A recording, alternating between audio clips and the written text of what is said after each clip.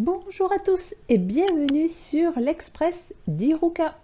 Alors aujourd'hui, Express un peu particulier puisque je ne vais pas vous présenter un seul jeu mais plusieurs jeux.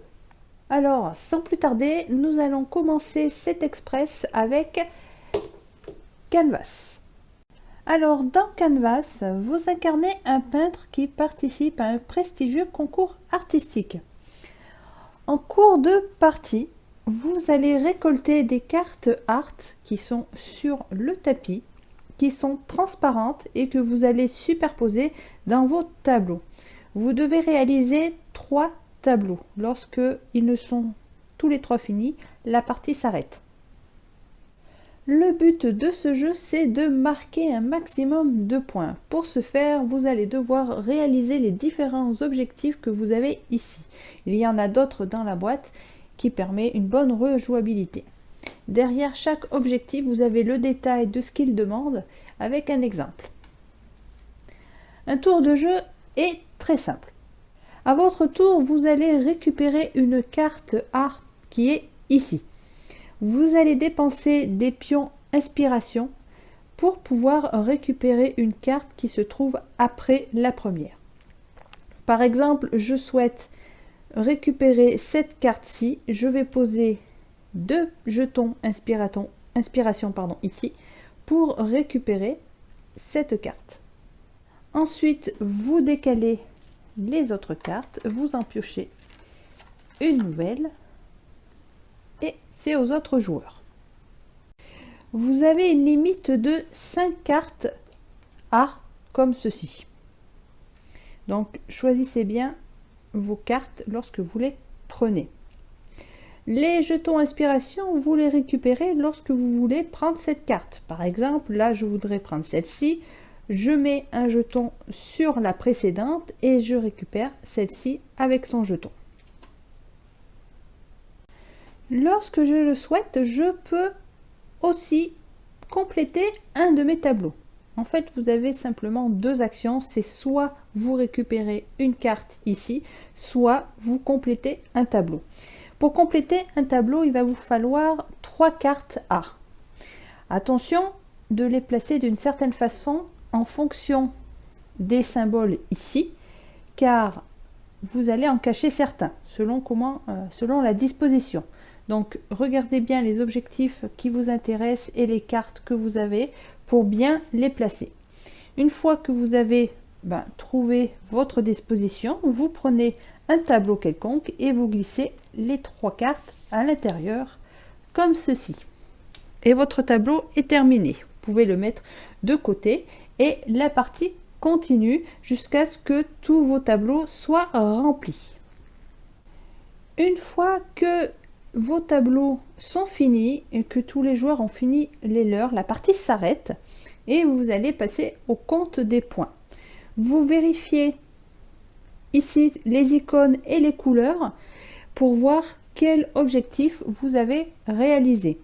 Lorsque vous avez réussi un objectif, par exemple celui-ci, vous avez 2 triangles, là il demande 2 triangles, vous récupérez une médaille de la couleur correspondante bien sûr. Certains objectifs peuvent être réalisés plusieurs fois. Par exemple, vous pouvez avoir 4 triangles sur votre carte, donc vous allez récupérer une deuxième médaille. D'autres, bien sûr, ce n'est pas possible en une carte, mais en plusieurs cartes. Par exemple, ici, il va falloir avoir toutes les couleurs ici et ne pas laisser de blanc, par exemple, comme ici. Là, ça ne marchera pas. Il va falloir avoir toutes les couleurs et des icônes dessus. Pour celui-ci. Celui-là, par exemple, il va falloir avoir les 4 symboles différents. Et ici, c'est simplement avoir cette icône-là qui soit en supériorité numérique ou égale aux autres icônes. Une fois que vous avez fait votre total, vous comparez vos points avec les autres joueurs pour savoir qui est le meilleur peintre. La variante solo, elle est très simple, vous en avez même 2. La première, vous allez peindre avec Vincent.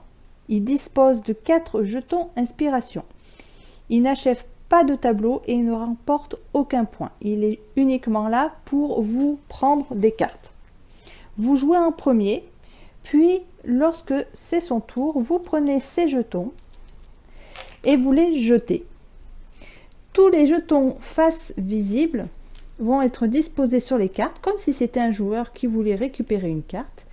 Il les place et récupère la carte ici et elle est défaussée.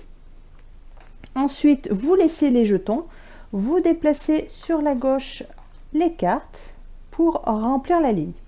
Ensuite, c'est votre tour, vous jouez normalement en plaçant vos jetons inspiration où vous le souhaitez, selon la carte que vous désirez. Toujours pareil, lorsque vous allez placer des jetons, par exemple comme ceci pour récupérer celle-là, vous récupérez la carte et son jeton. Ça, c'était pour la variante, la première variante.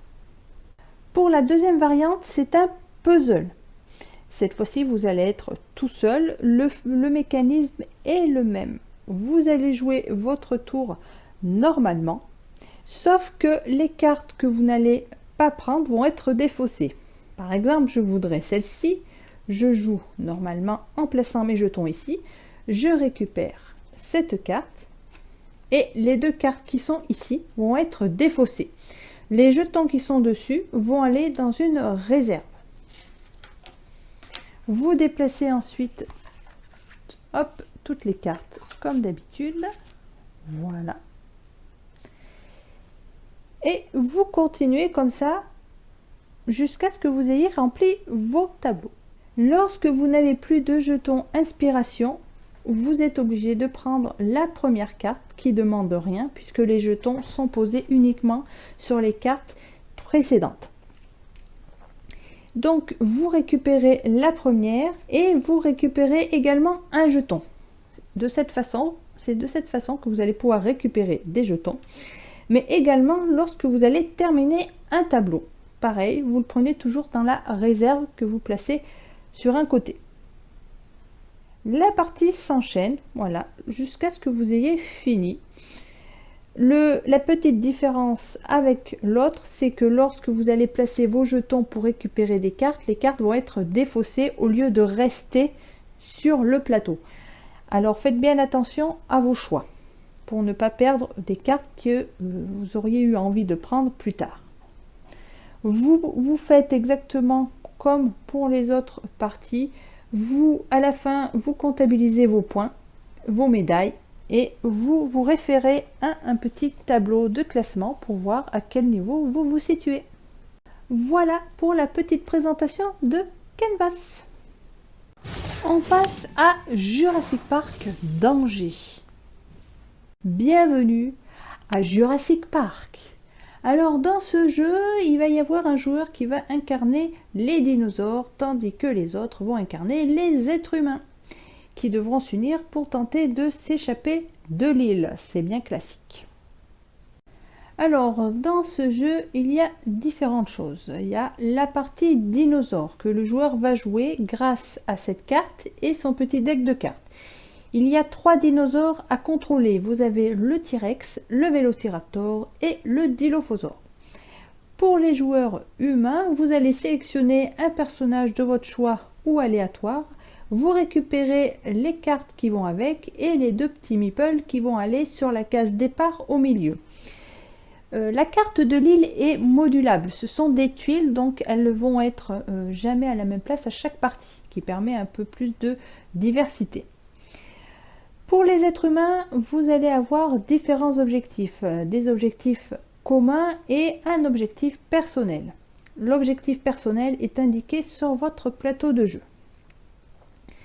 L'objectif commun, ça va être d'activer les 3 centres que vous avez ici. Vous avez le hangar d'entretien, le centre des visiteurs et le centre du contrôle.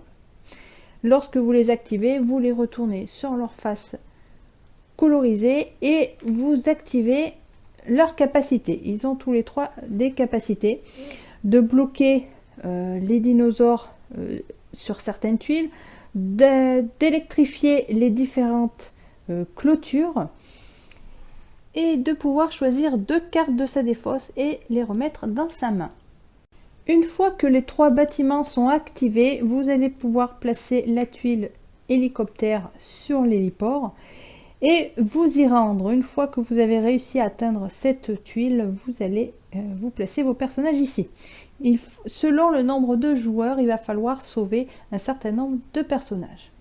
Comment se déroule une partie? C'est vraiment très simple. Vous allez jouer différentes phases. Tout d'abord, le joueur qui joue le dinosaure va jouer une de ses cartes. En mode multijoueur, il va piocher 3 cartes et jouer l'une de ces cartes. Alors, comment sont représentées ces cartes? C'est comme pour les êtres humains. Vous allez avoir des cartes avec des actions. C'est tout simple, vous voyez. Vous allez choisir un dinosaure et il va falloir sélectionner l'une des actions écrites dessus. Par exemple, courir, ça va être de se déplacer d'une tuile à une tuile adjacente. Attention, il y a des déplacements qu'on ne peut pas faire, par exemple à travers une grille électrifiée ou pas, ou lorsqu'il y a une icône comme ça, éboulement. Pour pouvoir passer les icônes éboulement, aussi bien dinosaures que être humain, il va falloir utiliser l'action escalader. Vous avez également le choix de vous cacher qui permet, comme le nom l'indique, de se cacher d'un dinosaure et pouvoir surprendre l'ennemi sur une tuile adjacente. Ce sont les actions les plus courantes. Lorsque le joueur dinosaure a joué une carte, donc il choisit sa carte et il la pose ici, face cachée. C'est au tour des êtres humains de faire la même chose. Vous prenez votre paquet de cartes, donc vous avez droit à toutes vos cartes en début de partie. Le but étant d'essayer de les garder un maximum. C'est comme le dinosaure, vous avez différentes actions, escalader, se cacher et courir. Chaque personnage a 2 cartes propres au personnage. Donc, quand on connaît le film, on reconnaît évidemment les différents thèmes, hein, on va dire la théorie du chaos pour Ian Malcolm, évidemment. Et pour certaines cartes, pour pouvoir les réaliser, il va falloir faire un lancer de dés, par exemple pour escalader. Escalader, c'est pas toujours évident. Pour savoir si vous réussissez, vous lancez le dé et vous devez faire 3 ou plus pour pouvoir réussir et franchir la montagne. Pareil pour se cacher, vous n'êtes pas forcément doué, il va falloir lancer et faire un résultat de 4 ou plus. Alors les chiffres peuvent changer en fonction du personnage. Donc à votre tour, vous allez sélectionner une action en fonction de ce que vous voulez faire, de votre stratégie. Par exemple, je voudrais essayer de me déplacer. Je rappelle que le but en premier, c'est d'activer les différents centres. Il faudra bien se mettre d'accord avec les autres joueurs pour savoir qui va où. Ensuite, il ne faut pas oublier qu'on a un objectif propre. Alors ça peut être d'aller récupérer un objectif sur une tuile, ou alors l'objectif est mis de côté et il va falloir le récupérer en faisant une certaine action. Voilà, c'est vraiment, il y a différentes choses pour les objectifs. Donc vous jouez votre tour comme le dinosaure, vous sélectionnez une carte que vous posez après face cachée sur votre plateau de jeu. Lui, il va faire pareil. Voilà. Ensuite, c'est de nouveau aux dinosaures. Cette fois-ci, les dinosaures vont réaliser les actions de leur carte. Ils vont retourner la carte et la jouer. Donc, ils vont devoir le déplacer et effectuer une action facultative. Alors, pour le mode multijoueur, vous avez ici des capacités propres à chaque dinosaure qu'il va falloir... alors, c'est facultatif, vous n'êtes pas obligé de la faire, mais vous pouvez, en fonction de votre stratégie, déplacer le jeton ici en face du dinosaure qui vous intéresse et surtout de réaliser sa capacité. Sachant que une fois que vous l'avez utilisée, elle n'est plus disponible tant que vous n'avez pas déplacé le jeton. Alors attention, il y a toujours 2 voire 3 actions par carte mais c'est une action pour chaque dinosaure. Donc là, il y aura toujours un minimum de 2 dinosaures qui va se déplacer. Par exemple, là, j'ai d'abord l'action courir. Alors, on va par exemple, hop, faire courir le Vélociraptor ici. Il va toujours se rapprocher, bien sûr, des êtres humains. Ensuite, on a escalader. Vous choisissez le dinosaure que vous souhaitez. Vous regardez s'il peut faire l'action escalader. Là, ils ne sont pas bloqués par un éboulement, donc il ne pourra pas faire l'action. Elle sera donc ignorée. Ensuite, ça va être au tour des joueurs de faire la même chose. Ils vont regarder hop, leur carte et faire l'action écrite dessus. Alors, par exemple, on va partir sur Yann. Il voulait se déplacer. Disons qu'il voudrait aller... il va essayer d'aller au centre de contrôle. Je me déplace sur une case adjacente. Bien sûr, une case qui me permet... qui est libre. Pas de grille, pas d'éboulement. Je me déplace tout simplement. Ensuite, je défausse la carte. Alan Grant va faire pareil, mais lui, il voudrait aller plutôt activer le centre des visiteurs. Donc, lui, il va passer par le haut. On défausse la carte. Quand les cartes sont défaussées, il y a possibilité de les récupérer. Lorsque vous avez fini votre tour, vous avez la possibilité de récupérer les cartes qui sont dans votre défausse, moyennant bien sûr de vous séparer d'une carte qui va aller au cimetière. Les cartes qui vont au cimetière sont retirées de la partie. Et c'est là que vient tout l'intérêt du jeu, c'est que vous allez jouer des cartes de plus en plus, les placer dans les défausse. Au bout d'un moment, vous allez vous retrouver sans cartes. Si vous n'avez plus de cartes, vous n'avez perdu la partie. Donc, il va falloir toujours garder un minimum de une carte pour pouvoir récupérer toute votre défausse. Donc, choisissez bien les actions qui vous intéressent le plus. Il va falloir bien anticiper pour savoir laquelle je me débarrasse. Parce qu'une fois qu'elle est au cimetière, vous ne pouvez pas la récupérer. Alors, faites bien attention. Il faut savoir que les dinosaures jouent en premier, enfin se déplacent en premier. Donc, il va falloir anticiper leurs futures actions et essayer de les éviter au maximum. Si un dinosaure rentre sur une case où vous êtes, vous allez être attaqué évidemment. Bien sûr, si vous êtes caché, il ne vous voit pas, donc vous serez protégé. Mais si il vient et que vous êtes pas caché, il va vous attaquer en vous retirant une carte au hasard de votre main.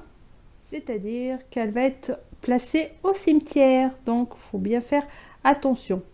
C'est une façon de perdre des cartes. Mais l'être humain, lui, bizarrement, il continue de vivre. Alors, lorsque vous vous cachez, que ce soit pour un dinosaure ou un personnage, vous le couchez sur le flanc comme ceci.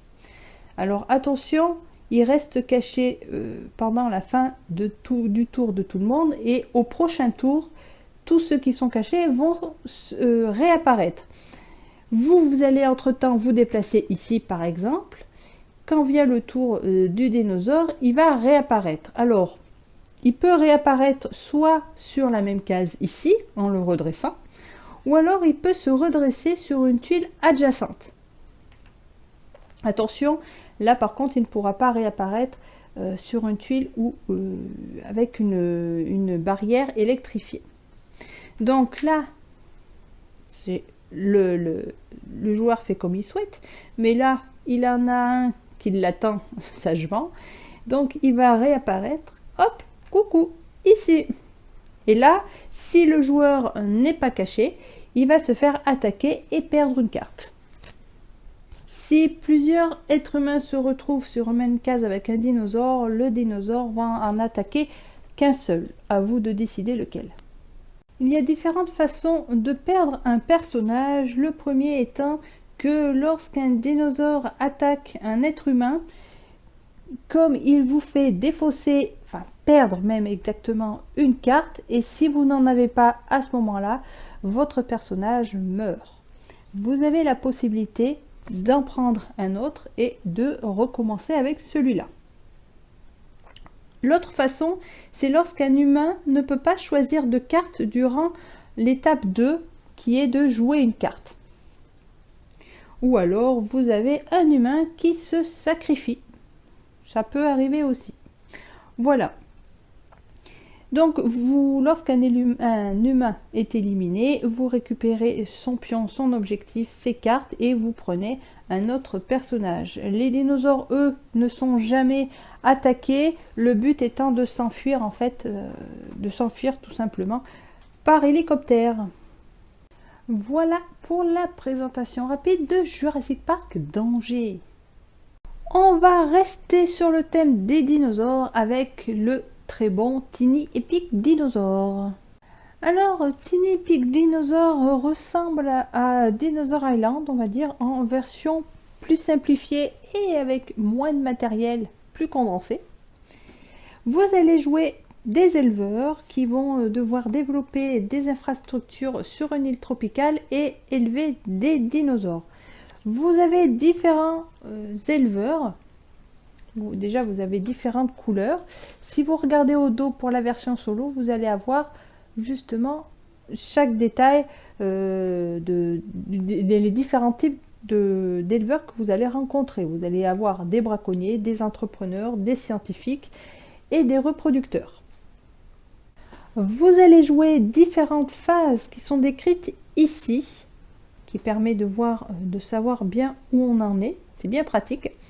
Certaines phases vont être jouées simultanément entre les joueurs. Par exemple, récolter les ressources, chacun va le faire de son côté. Il suffit de compter les ressources ici et de mettre le petit marqueur au bon endroit. Ensuite, vous avez la phase où vous allez assigner vos éleveurs sur le plateau, ici en fonction de votre stratégie. Il suffit juste de placer votre éleveur sur une case et de faire l'action de la case. Dans ce cas-là, pour la carte numéro A, ça va être de récupérer des dinosaures. Dans cette partie, vous allez les chasser. Ici, vous allez au marché. Pour pouvoir les chasser, par exemple le Vélociraptor, ici, vous allez devoir lancer un dé. En fonction du résultat, vous allez récupérer le dinosaure dans tous les cas, mais soit vous allez être blessé et vous allez être tous les deux en convalescence, soit vous allez l'attraper, il ne se passera rien, soit vous allez tomber sur un œuf et là, une coquille, vous allez récupérer un deuxième dinosaure. Alors, il faut bien prévoir ceci à l'avance. Ensuite, vous avez dans la partie B, ce sont les contrats. En premier lieu, ici, vous allez réaliser un contrat. Attention, si vous allez ici, c'est parce que vous pouvez le réaliser. Il ne faut pas y aller pour le récupérer. Vous partez avec un contrat privé en début de partie. Attention, pour pouvoir faire le contrat privé, il faut d'abord réaliser celui-ci. Et ensuite, avec les dinosaures qui vous restent, réaliser le contrat privé. Donc, comptez bien tous vos dinosaures pour en avoir assez pour faire les deux. Ensuite, vous avez ici une action pour récupérer des barrières ou déplacer des dinosaures dans votre parc. Ici, vous allez récupérer des cartes sciences, recherche, sciences et recherche, comme vous souhaitez, qui vont vous apporter des points en fin de partie, mais aussi des actions en fonction de la phase et qui peut être plutôt intéressante. Donc, lisez bien les cartes qui sont phase visible si vous souhaitez aller en récupérer une. Ensuite, en C, vous allez pouvoir récupérer, alors encore une fois, des contrats, mais cette fois-ci, ça ne va pas être gratuit, il va falloir vous défausser de matériel. Ici, vous allez pouvoir récupérer le jeton premier joueur et déplacer une barrière. Là, c'est ici que vous allez pouvoir acheter des barrières en défaussant une caisse, soit gratuitement, mais vous allez en récupérer qu'une. Et pareil ici, vous êtes dans la recherche, mais cette fois-ci, il va falloir vous défausser d'un dinosaure, alors que là, ça va être des ressources. Et la dernière planche ici, c'est surtout pour récupérer les différentes ressources. Il faut savoir que lorsque vous jouez une action, s'il y a déjà un joueur sur une case, il va falloir jouer un éleveur supplémentaire pour pouvoir faire l'action. Votre chef ici, votre propriétaire est plus gros que les autres. Il équivaut à 2 éleveurs. En solo, ça se joue pareil. Vous sélectionnez votre personnage ici et une carte pour le rival.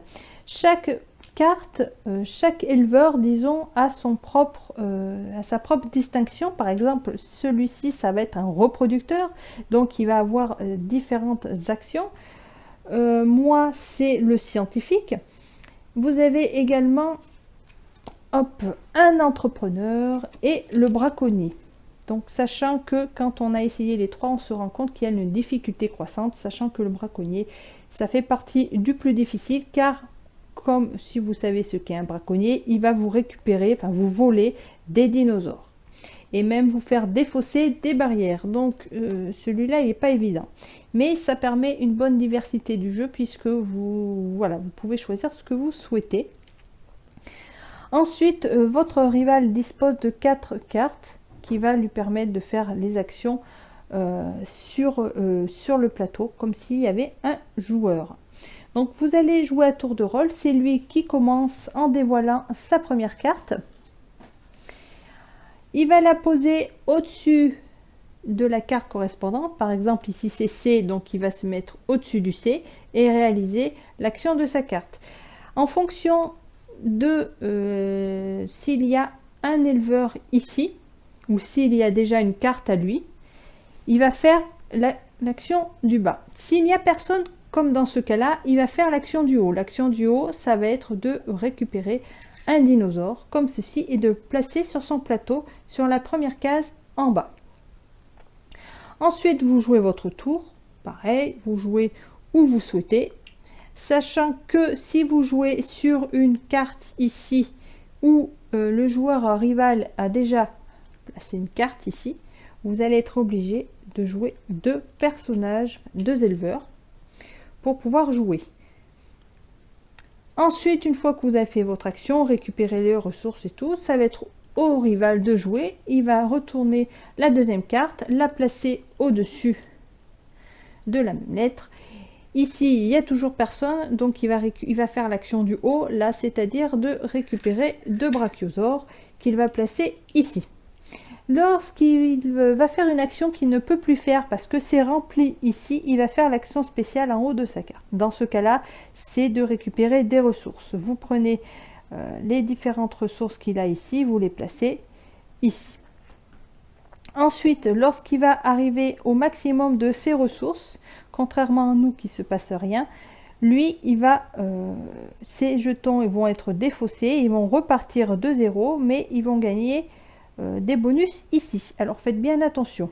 Il est toujours premier joueur, sauf si vous jouez cette action pour récupérer le jeton. Vous continuez les tours jusqu'à ce que tout le monde ait placé ses petits éleveurs et on va passer ensuite à la phase 3 qui est de récupérer tous les éleveurs. Donc tous les éleveurs vont retourner ici. Vous allez enlever toutes les cartes qu'il a jouées.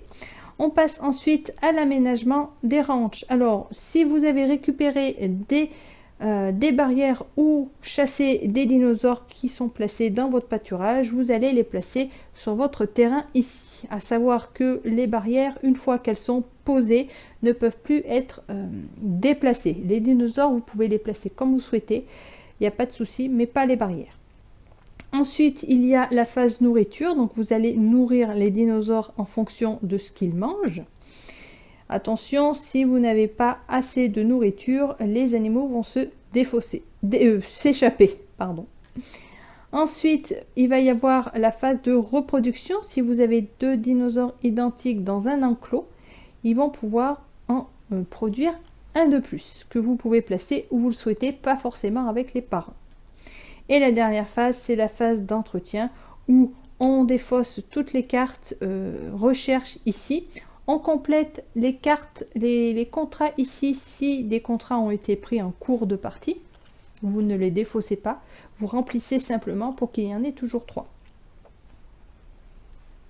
Et vous déplacez bien sûr le jeton sur la manche numéro 2 et vous recommencez jusqu'à ce que vous ayez fait 6 manches. Lorsque vous arrivez à la 4e manche, vous allez récupérer un éleveur supplémentaire et le rival va récupérer son propriétaire, mais lui, ça va lui servir uniquement pour vous rappeler qu'il va piocher une carte supplémentaire. Là, il en a 4. C'est comme s'il jouait 4 éleveurs et dès qu'il récupère son propriétaire, il en aura une 5e. Lorsque vous avez fait les 6 manches, il est temps de compter les points. Vous retournez la carte et ici vous avez le détail comment compter dans l'ordre. Vous prenez vos éleveurs pour poser sur les chiffres ici. Vous commencez par compter les contrats. Donc les points sont marqués ici. Donc vous comptabilisez tous vos points. Vous les indiquez hop avec un meeple ici. Moi souvent je prends le propriétaire sur les grands chiffres et les unités, hop, je mets un petit. Ensuite vous comptez les points de recherche ici. Donc si vous avez récupéré des cartes, vous comptabilisez les points. Alors faut pas oublier que vous avez des points ici, mais certains vont vous en donner ici aussi. Alors faites bien attention de ne pas les oublier. Et ensuite vous allez compter tous les dinosaures que vous avez dans votre ranch. Les points sont marqués ici en fonction de ceux que vous avez. Les dinosaures uniques viennent de la recherche ici, donc leur point est marqué ici. Vous faites pareil pour le rival, hein, qui pareil, hein, il va récupérer des contrats en cours de route, des cartes recherche aussi, et il va avoir des dinosaures. Donc vous regardez le total, et puis celui qui a gagné, c'est celui qui sera élu le meilleur éleveur. Et voilà pour la rapide présentation de Tiny Epic Dinosaur. On termine avec l'Express de Red Rising. Alors dans Red Rising, vous allez plonger dans un univers futuriste basé sur les livres, pour ceux qui connaissent, qui met en scène une société dystopique divisée en 14 castes. Vous allez représenter une maison, ici, donc vous sélectionnez celle que vous souhaitez ou aléatoirement, et vous allez tenter de vous élever au pouvoir en rassemblant un grand nombre d'adeptes. Les adeptes, vous allez les retrouver sur le plateau ici et dans ce paquet. Vous voyez qu'il y a énormément de cartes et elles sont toutes uniques. C'est ça qui est intéressant. Le but du jeu étant de récupérer un maximum de points avec les cartes qui vont vous rester en main en fin de partie. Il va bien falloir choisir vos cartes pour qu'elles matchent bien entre elles pour avoir un maximum de points. Lorsque vous allez jouer une carte, c'est-à-dire la poser sur le plateau, vous allez faire l'action ici. Ensuite, vous allez en récupérer une d'une autre colonne et vous allez récupérer le bonus à laquelle elle appartient. Toutes les cartes ont en bas une action qui va vous servir en fin de partie. Par exemple, sur celle-ci, vous allez gagner 5 points pour chaque hélium que vous allez avoir récupéré, avec un maximum de 25 points en tout, qui peut être intéressant d'ailleurs. Vous avez ici la piste de la flotte, donc vous allez gagner lorsque vous allez récupérer une carte ici à Jupiter. Ici à Luna, vous allez récupérer le jeton premier joueur qui vaut 10 points à la fin de la partie. Vous avez l'Institut qui va vous donner de l'influence représentée par ces petits cubes. Lorsque vous allez récupérer une carte ici, vous allez placer un cube ici. Et bien sûr, comme j'ai dit, vous avez l'hélium que vous allez récupérer lorsque vous allez vous allez prendre une carte sur Mars. Il y a différentes façons de gagner. Il va falloir récupérer 7 points à 2 endroits. Par exemple, emmener votre flotte jusqu'à 7, avoir 7 points d'influence, avoir 7 hélium. Donc vous pouvez jouer de la façon que vous souhaitez. Mais lorsque vous avez atteint 7 à 2 endroits, la partie se termine. Le déroulement du jeu est très simple. Vous allez d'abord choisir entre déployer une carte ou explorer. Donc déployer, vous allez jouer une carte de votre main et la placer sur le plateau. Vous allez effectuer l'action qui est indiquée ici. Lorsque vous allez jouer une carte sur le plateau, vous allez en récupérer une sur une autre colonne en fonction de vos choix. Par exemple, je voudrais avancer sur ma flotte, je vais récupérer la carte ici et avancer d'une case. Alors attention, il ne faut pas sélectionner les cartes au hasard, il faut bien lire ce qui est indiqué ici pour savoir comment gagner la partie. Mais surtout pouvoir comboter toutes les cartes ensemble. Ça, c'était pour l'action de déployer. Si vous ne souhaitez pas poser une carte parce que vous avez des bonnes cartes en main, vous pouvez explorer.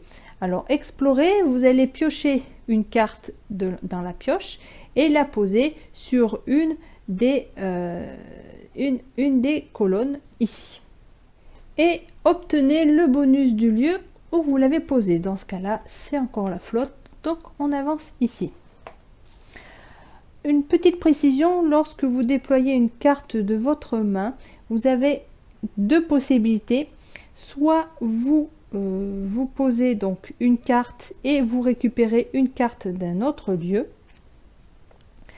Soit vous jouez votre carte, mais les cartes qui sont ici ne vous intéressent pas. Vous pouvez récupérer la carte du dessus de la pioche et lancer le dé pour savoir quel bonus vous allez gagner.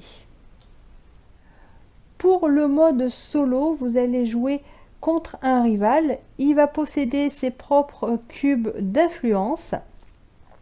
Et lui, pour marquer des points, il va marquer des points également en récupérant des cartes, mais en fonction de leurs chiffres. C'est-à-dire qu'en début de partie, lorsque vous placez les cartes, il y en a 2 dans chaque lieu, vous allez comptabiliser les nombres pairs et impairs. Ceux qui se retrouvent en majorité, par exemple dans ce cas-là, il y a plus de pairs, vous allez placer la carte pair-impair ici en laissant dépasser le pair. Comme ça, vous savez qu'il va qu'il va gagner plus de points avec les cartes paires. Donc, ce sera à vous aussi d'essayer de récupérer les cartes paires pour pas que lui il les récupère. Ensuite, il va jouer son propre deck de cartes. Il va piocher 2 cartes l'une après l'autre et les réaliser. Alors, c'est comme nous en fait. Il va piocher, il va jouer une carte et en récupérer une. Lui par contre, il n'a pas de deck propre à lui, donc lorsqu'il va placer une carte, il va prendre la première du deck et la placer comme indiqué. Donc ici c'est sur C, donc on place la carte sur C. Ensuite il récupère une carte sur B, donc B c'est ici, et on met sa carte vers lui, face cachée. Ensuite là on regarde s'il gagne le bonus de la carte qu'il a récupérée. Dans ce cas-là, non. Ce symbole veut signifier qu'il faut retirer une carte. Ensuite, on défausse la carte et on joue la deuxième. On fait pareil. On place la carte où c'est indiqué. Là, c'est encore C. Là, il va récupérer une carte sur Mars. Donc, même s'il vient de jouer sur Mars, c'est pas grave. Hop, il récupère la carte ici. Et là, par contre, lorsqu'il y a une étoile, ça veut dire qu'il fait le bonus du lieu où il a pris la carte. Là, on est sur Mars. Mars, on récupère de l'hélium, donc il récupère de l'hélium. Et on défausse. Ensuite, c'est à votre tour, vous jouez normalement. Et vous continuez ainsi de suite, jusqu'à ce que l'un des deux ait réussi à avoir 7 points, je ne sais pas comment dire, à 2 endroits différents. Donc je rappelle, c'est soit avoir 7 hélium, arriver à 7 dans la flotte ou 7 points d'influence. Il va falloir avoir 7 dans 2 catégories. Vous finissez le tour pour que chacun ait joué le même nombre de tours. Ensuite, vous comptez les points. Donc les points se comptent avec les chiffres qui sont marqués en haut de la carte. Vous avez également tous les points que vous gagnez ici. Comme je le répète, c'est beaucoup de combos, donc essayez de prendre des cartes qui vont vous rapporter pas mal de points en fonction des cartes que vous avez en main à la fin. Attention, il ne faut pas avoir plus de 7 cartes, sinon vous allez perdre des points pour chaque carte supplémentaire. Vous allez gagner des points en fonction du nombre de cubes influence et en fonction de la piste de flotte où vous vous êtes arrêté. Voilà, c'est tout simple, vous comptabilisez et vous regardez qui c'est qui ressort vainqueur. Et voilà pour la présentation rapide de Red Rising. Et voilà, c'est terminé pour cette Express d'Iruka multijeu.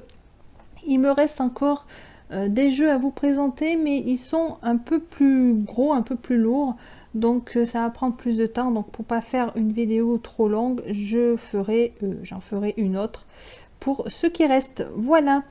N'hésitez pas à laisser un pouce, laisser un commentaire, à partager, à faire tout ce que vous savez déjà faire et à poser vos questions éventuellement. Et nous, on se retrouve dans une prochaine vidéo. Je vous souhaite à tous une excellente journée et à très bientôt. Salut les amis!